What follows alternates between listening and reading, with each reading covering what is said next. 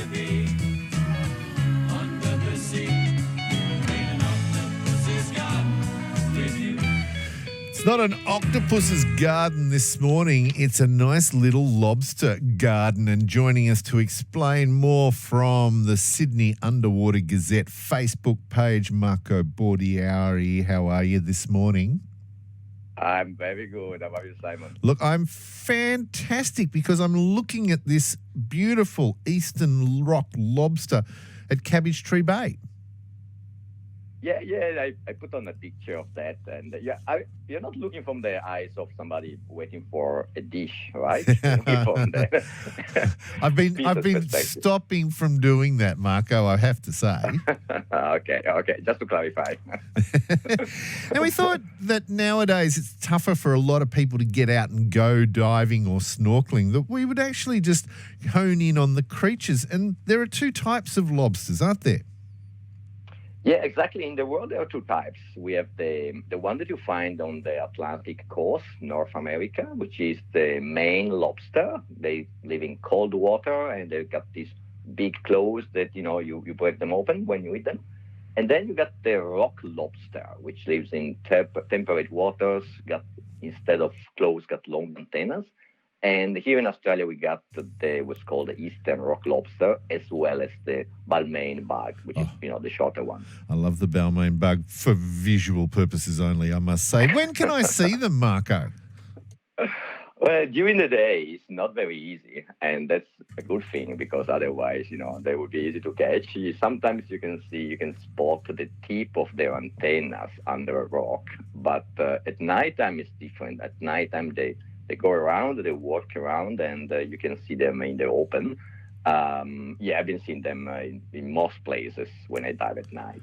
I remember being down on Kangaroo Island and seeing one that was nearly a metre long, and they told me it was very old. I was surprised at how old they can live till. Yeah, they can live up to 50 years. What? And they grow older and bigger. And interesting, scientists have been studying them because they never age. So what happens? Why do they die if they never age? Well, they have this process called molting. Yeah. Every year they change their shell, and the process becomes more painful and more complex the bigger they are. So basically.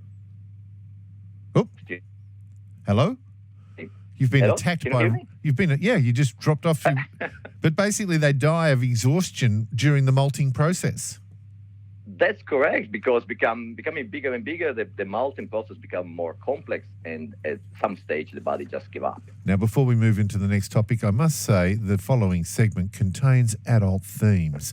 How do they actually talk to each other, Marco? I need to get it right. My friends were telling me that if I don't get it right, that would be my last segment on the radio. Anyway. So how do they talk to each other? Let's see if I can do it.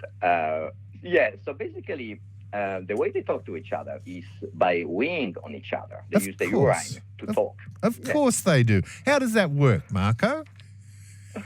Yeah, so first of all, they are releasing pheromones in the urine, and that's the message they are sending. And the way they send it, because the bladder is located under the brain, the exit is at the base of their antenna. So basically, they project urine out of their head, and that flow is also pushed forward by the gill current, which is produced by the lobster, up to 7 times their length. So they literally throw their messaging forward. So that young man outside the pub at 2:00 in the morning that I sometimes see as I come into work could be a lobster. That's the way he can explain his communication. Why does a lobster wee out of its head, Marco? Yeah, because when they stay in their burrows, the front of the body, the head is facing forward, and that's because they got their claws, they got their eyes, so it's either for monitoring what's happening and defense.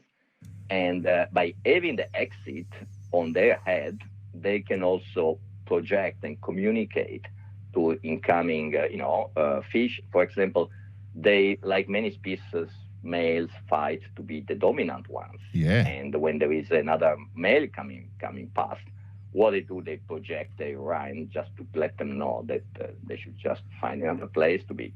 Now, I thought a nice innocuous question like how do they talk to each other would be not pushing the adult theme. So I'm going to take a deep breath and say, so Marco, how do they mate? Well, that's an easy one.